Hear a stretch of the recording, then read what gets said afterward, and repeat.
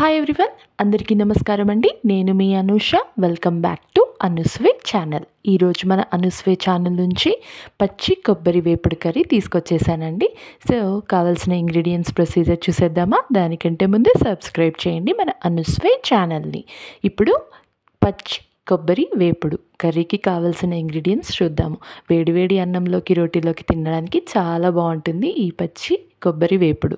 కావాల్సిన ఇంగ్రీడియంట్స్లో మొదటగా పచ్చి కొబ్బరి ఒకటి తీసుకున్నానండి. నేను ఇక్కడ ఈ విధంగా కట్ చేసి పెట్టుకోవాలి, గ్రేట్ చేసి పెట్టాలి. మిక్సీ అయినా పట్టండి, లేదంటే చేత్తో అయినా గ్రేట్ చేసుకుంటే సరిపోతుంది. ఈ విధంగా గ్రేట్ చేసి పక్కన పెట్టేసి ఒక ప్యాన్ తీసుకొని హీట్ అయిన తర్వాత 3 టేబుల్ స్పూన్ ఆయిల్ వేసి, ఒక కప్పు అండి, చిన్న కప్పుడు ఇక్కడ మినపప్పు తీసుకున్నానండి. మినపప్పు కొంచెం వేగిన తర్వాత 2 టేబుల్ స్పూన్ శనగపప్పు కూడా కొంచెం అలాగా వేసుకున్నాను, 2 టేబుల్ స్పూన్స్. తర్వాత ఒక ఆనియన్ అండి కట్ చేసి, ఈ విధంగా ఒక ఆనియన్ కట్ చేసి వేశాను. తర్వాత గ్రీన్ చిల్లీ ఒక 4 చీల్చి ఈ విధంగా వేశాను. ఇవన్నీ వేసి ఒకసారి కలుపుకొని కొంచెం వేగిన తర్వాత 3 ఎర్ర మిర్చీలు అండి, ఎండు మిర్చీలు అంటారు కదా, ఒక 3 ఆ విధంగా చిన్నగా చీల్చేసి కట్ చేసి అందులో వేసి కలుపుకోవాలండి. కొంచెం ఉల్లిపాయలు, పచ్చిమిర్చి వేగిన తర్వాత కర్రీ లీవ్స్ అండి, కరివేపాకు ఒక గుప్పెడు వేశాను. ఈ విధంగా కలుపుకుంటూ కొంచెం మగ్గిన తర్వాత దీంట్లో మనము 1 టేబుల్ స్పూన్ పసుపు యాడ్ చేసుకోవాలండి. ఇక్కడ 1 టేబుల్ స్పూన్ పసుపు యాడ్ చేశాను. తర్వాత స్పైసెస్ అండి, జీరా, ఆవాలు ఇలాంటివి స్పైసెస్ యాడ్ చేయాలి. 1 టేబుల్ స్పూన్ సరిపోతాయి. ఇక్కడ జీరా, తర్వాత ఆవాలు 2 యాడ్ చేశానండి. ఇవన్నీ వేసి ఒకసారి కలుపుకోవాలండి. మొత్తం కలిపేసుకున్నాక ముందుగా మనం గ్రేట్ చేసి పెట్టినటువంటి కొబ్బరి ఉంది కదా, పచ్చి కొబ్బరి, ఈ విధంగా ఒకేసారి దాంట్లో వేసేయాలండి. ఆ మిశ్రమం అంతా దానికి పట్టే విధంగా బాగా కలుపుకోవాలి. కొబ్బరి తురుము అంతా వేసేసుకున్నాక ఈ విధంగా చూపిస్తున్న విధంగా కలిపేసుకోవాలండి. మసాలా, ఆనియన్ పేస్ట్ అన్నీ దాంట్లోకి పట్టే విధంగా కొబ్బరి తురుమును ఈ విధంగా మిక్స్ చేసుకోవాలి. ఈ విధంగా కలుపుకున్న తర్వాత ఉప్పు అండి, ఉప్పు టేస్ట్కి సరిపడినంతగా వేసుకోవాలి. ఇక్కడ నేను 2 టేబుల్ స్పూన్ ఉప్పు తీసుకున్నానండి. ఈ విధంగా కలిపేసుకొని ఉప్పు యాడ్ చేసుకోవాలి. తర్వాత ఎండుమిర్చి అండి, ఎండుమిర్చి పౌడర్ కూడా ఆప్షనల్.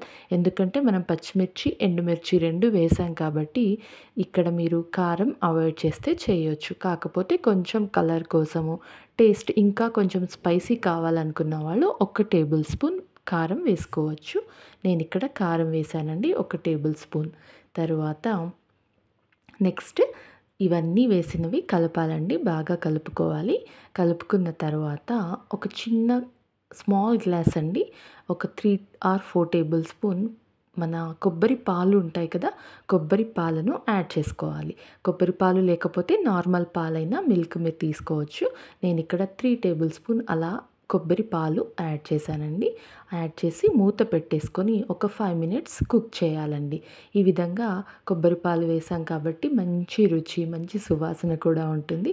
ఈ విధంగా 5 నిమిషాలు ఉడికించేస్తే కొబ్బరి తురుమంతా కూడా కొంచెం పచ్చి వాసన లేకుండా ఉడికిపోతుందండి. ఈ విధంగా ఉడికిన తర్వాత మనం ఫైనల్గా ముందుగా కట్ చేసి పెట్టినటువంటి కొత్తిమీర గుప్పెడు, తర్వాత స్ప్రింగ్ ఆనియన్స్ అండి, మన ఉల్లి పొరక అంటారు కదా, అవి ఒక గుప్పెడు వేసేసి మళ్ళీ ఒకసారి కలుపుకోవాలి.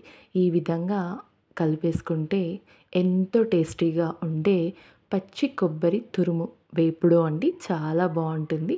వేడివేడి అన్నంలో 1-2 స్పూన్ల నెయ్యి వేసుకొని తింటే చాలా బాగుంటుంది.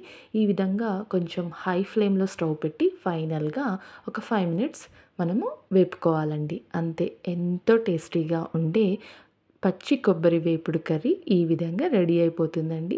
చూడ్డానికి చాలా బాగుంది కదా, కలర్ఫుల్గా. తింటే కూడా ఆ మినప్పప్పు, శనగపప్పు వేసుకున్నాం కదా, పలుకులు పలుకులుగా తింటూ ఉంటే చాలా బాగుంటుంది. ఇది రోటీలోకైనా, రైస్లోకైనా వేడివేడిగా ఉన్నప్పుడు తింటే చాలా బాగుంటుంది. నచ్చితే లైక్ చేయండి, మీరు కూడా ఈరోజు ట్రై చేయండి పచ్చి కొబ్బరి వేపుడు. అలాగే సబ్స్క్రైబ్ చేయండి మరి మన అనుస్వే ఛానల్ని. ఇలాంటి రెసిపీస్ అందిస్తూనే ఉంటుంది.